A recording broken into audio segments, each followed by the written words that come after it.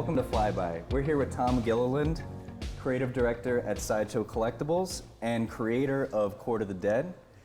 Tom, it's an honor to have you here today. Thank you. If you can kind of tell us a little bit about Court of the Dead, the backstory and the origins of it. So Court of the Dead is a dark fantasy, kind of like a big epic, and it centers on the celestial war between heaven and hell, and what we'll learn is that they are neither concerned with our salvation or our damnation. Instead, all their concern about mortal men centers on is mining a sort of spiritual element called etheria.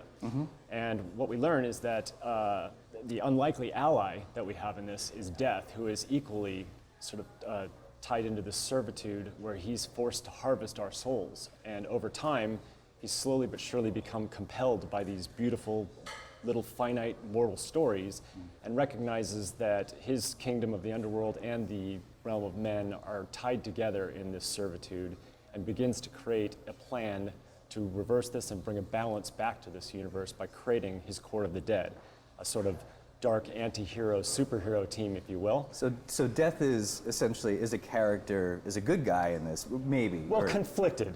You know, he was sort of put into a role, like many of us perhaps in our lives, where we find ourselves in a place and we start to question things.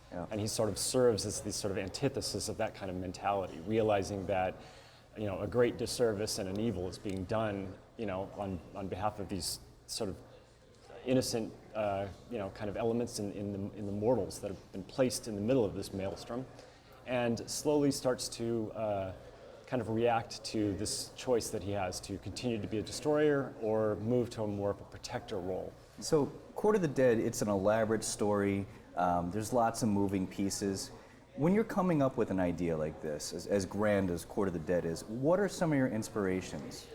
Well, I would definitely go back to high school D&D games and, you know, all the Ralph Bakshi animations like Fire and Ice and Lord of the Rings that just really ignited my imagination as a kid. I read, you know, all the fantasy books. You know, Elric was something I loved, and you know, a book like that in particular where, you know, you have an anti-hero character. I think that was maybe that and Clint Eastwood and Good, the Bad, and the Ugly were the first times I confronted that kind of mentality, and I thought, God, you know, there's a credibility to these sort of damaged souls or whatnot that are sort of looking for a shade of redemption and end up running the hero's journey, but doing so from a very off-center kind of point of view. And I've always found that a really fascinating place to invest.